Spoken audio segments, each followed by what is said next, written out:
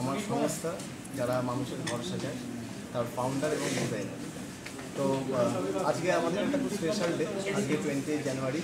যদিও মানে বছর শুরু হয়ে গেছে 2024, আমরা আজকে আমাদের interior design consultancy calendar launch করছি।